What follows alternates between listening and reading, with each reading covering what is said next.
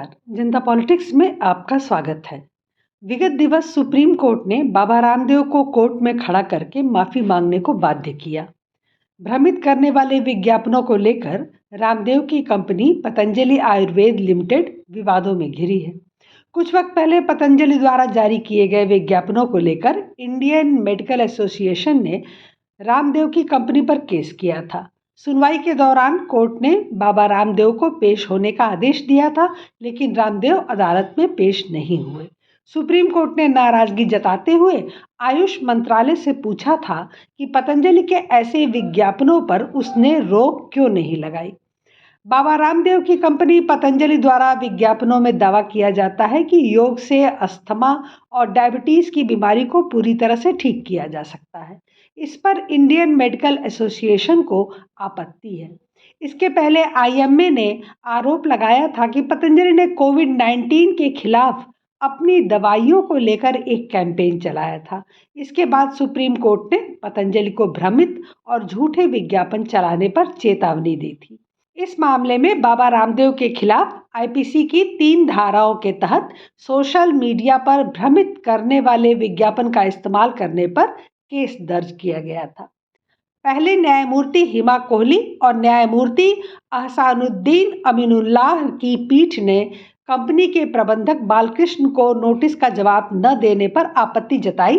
अब supreme court ने बाबा रामदेव को कारण बताओ नोटिस जारी किया है। साथ ही नोटिस के बाद रामदेव के खिलाफ अवमानना की कार्रवाई शुरू करने को कहा। इन सब के बाद कुछ प्रश्न लोगों के दिमाग में उठ रहे हैं कि यदि रामदेव के प्रचार भ्रामक है तो बाकी कंपनियों के क्यों नहीं? क्या डीओ लगाने से सेक्सी लड़की मिलती है? क्या एनर्जी ड्रिंक्स पीने से बच्चे मजबूत होते हैं? क्या शाहरुख खान गुटखा खाता है तभी वह हीरो है? क्या रिफाइंड तेल खाना हार्ट के लिए अच्छा है? क्या आलिया और करीना लक्स से नहाकर चमकने लगती हैं? क्या फेयर एंड हैंडसम क्रीम से कोई सांवला व्यक्ति गोरा हो सकता है या सामान्य व्यक्ति ऋतिक रोशन की तरह दिख सकता है? विज्ञापन सिर्फ बाबा रामदेव और पतंजलि ने ही दिए हैं, कोई और नहीं देता। क्या कारण है कि अब कॉलगेट भी खुद को हर्बल लिखने लगा है? क्या कारण है कि एलोपैथिक कंपनियां तुलसी का इस्तेमाल कर रही हैं कफ सिरप में? अगर योग और आयुर्वेद भ्रामक है तो फिर गारंटी कौन देता है? कौन सी कंपनी भ्रामक विज्ञापन नहीं देती? एक कंपनी का नाम बताइए जो अपने प्रोडक्ट के बारे में झूठ नहीं बोलती। विज्ञापन का पूरा कारोबार झूठ और अतिरेक पर टिका हुआ है।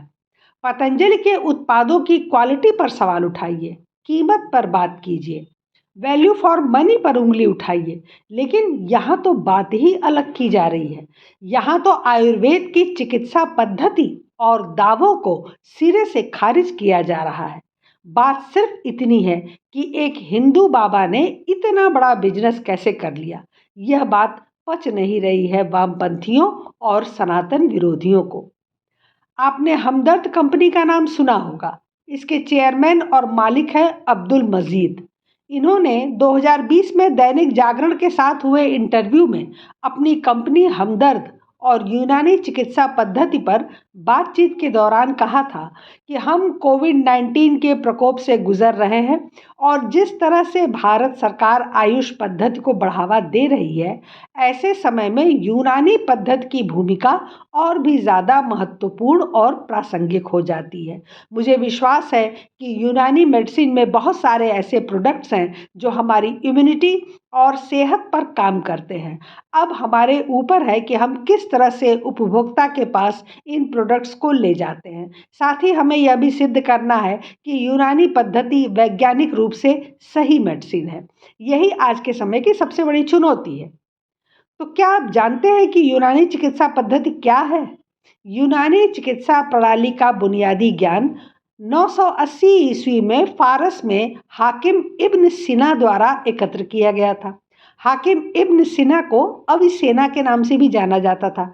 इसके बाद 1868 में भारत में जन्मे अजमल खान ने भारत में यूनानी चिकित्सा के विकास और विस्तार में अपना योगदान दिया।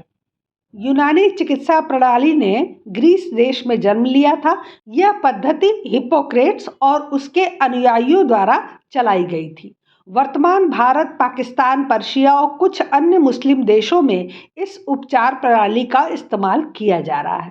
फारसी हाकिम इब्न सीना ने अपनी किताब अदविया ए कल्बियाह में हर रोग के लिए अनेक अलग अलग प्रकार की यूनानी दवाओं का वर्णन किया है। यूनानी चिकित्सा एक प्राचीन उपचार प्रणाली है, लेकिन आयुर्वेद चिकित्सा शास्त्र विश्व में सबसे पुरानी चिकित्सा पद्धति है। आयुर्वेद का जन्म लगभग 3000 वर्ष पहले भारत में हुआ था। विश्व स्वास्थ्य संगठन WHO द्वारा भी आयुर्वेद को एक पारंपरिक चिकित्सा प्रणाली के रूप में स्वीकार किया गया है।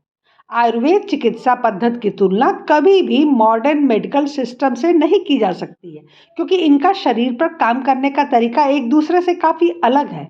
जहां एलोपैथिक दवाएं रोग से लड़ने के लिए डिज़ाइन की जाती हैं, वहीं आयुर्वेदिक औषधियां रोग के विरुद्ध शरीर की प्रतिरक्षा प्रणाली को मजबूत बनाती हैं, ताकि आपका शरीर खुद उस रोग से लड़ सके।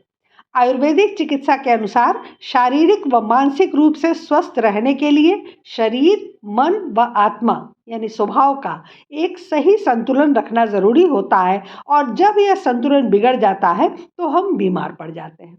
कोरोना काल में दुनिया ने आयुर्वेद का लोहा माना, और आज उसी प्राचीन भारतीय चिकित्सा पद्धति पर एलोपैथिक डॉक्टर उंगली उठा रहे हैं, और हमारे न्यायाधीश महोदय उसके इलाज पद्धतियों और प्रचार के तौर तरीकों पर आपत्ति जता रहे हैं।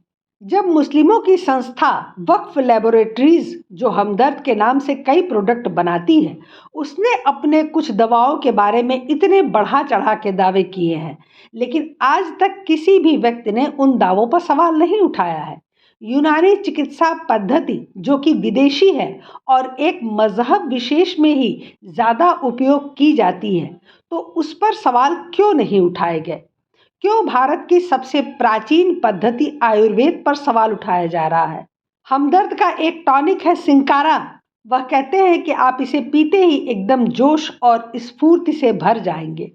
वृंदा करात, जो पतंजलि की हर दवाओं को तमाम लेबोरेटरीज में भेजकर उसका रिपोर्ट लेकर प्रेस कॉन्फ्रेंस करती हैं, उन्होंने कभी भी सिंकारा पी के प्रेस कॉन्फ्रेंस करके यह नहीं कहा कि यही दवा पीकर मैं हाथ उठा उठा कर भारत तेरे टुकड़े होंगे इंशाअल्लाह इंशाअल्लाह के नारे लगाती हूँ, क्योंकि यह दवा, यह टॉनिक मेरे अंदर जोश भर देती है। ऐसा सिंकारा के बारे में उन्होंने क्यों नहीं कहा? एक शरबत है रूह अफ़ज़ा। वक्फ लेबोरेटरी दावा करती है कि इसमें ताजे गुलाब डाले गए हैं, लेकिन क्या आज तक किसी ने लैब में परीक्षण करके यह पता लगाया कि इसमें सच में ताजे गुलाब डाले गए हैं या विदेशों से गुलाब का केमिकल एसेंस डाला गया है?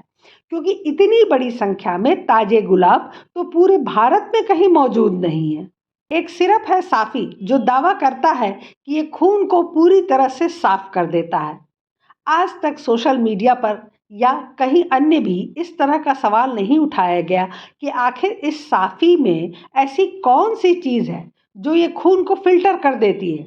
और अपने बड़े बड़े दावों के समर्थन में वक्फ लेबोरेटरी कौन सी जांच रिपोर्ट प्रस्तुत कर रही है? ऐसे ही एक और दवा है रोगन बादाम। इसके बारे में कंपनी दावा करती है कि यह बादाम का अर्क यानी जूस है, और 100 ग्राम की शीशी यह 750 रुपए में बेचती है। फिर वही सवाल है कि क्या किसी ने सवाल उठाया कि इसमें असली बादाम है या बादाम के एसेंस है?